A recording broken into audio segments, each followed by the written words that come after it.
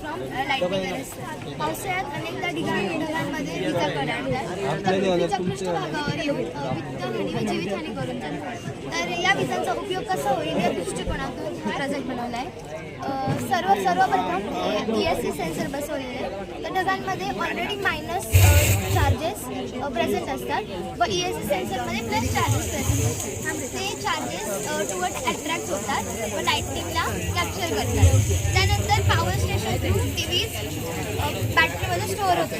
तर आता प्रश्न असा आहे की जर समजा विजेचं व्होल्टेज जास्त असेल आणि बॅटरीचं व्होल्टेज कमी असेल तर मग ती बॅटरी एवढी वीज नाही घेऊ शकणार. तुझी कुठलीही वीज उपयोगात नाही आहे ती वीज आपण अर्थिंगद्वारे अंडरग्राउंड करू शकतो.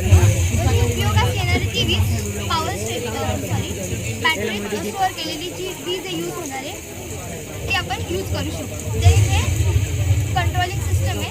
जसे आपल्याला समजतं की आपल्याला किती वीज पाठवायची किंवा तिथे किती वीज कमी पडती जी आपल्याकडे अवेलेबल आहे. आणि हे सेल्फ स्टेशन आहे तर हे असं वर्क करतं की वन सोर्स आणि मेनी पाथ्स म्हणजे ते एक सेल्फ स्टेशन त्याच्या आजूबाजूच्या 6 ते 7 गावांना ऑन वन द वे ते वीज पोहोचवू शकतो. तर मग ते सेल्फ स्टेशन थ्रू आपण घरामध्ये इलेक्ट्रिसिटी यूज करू शकतो.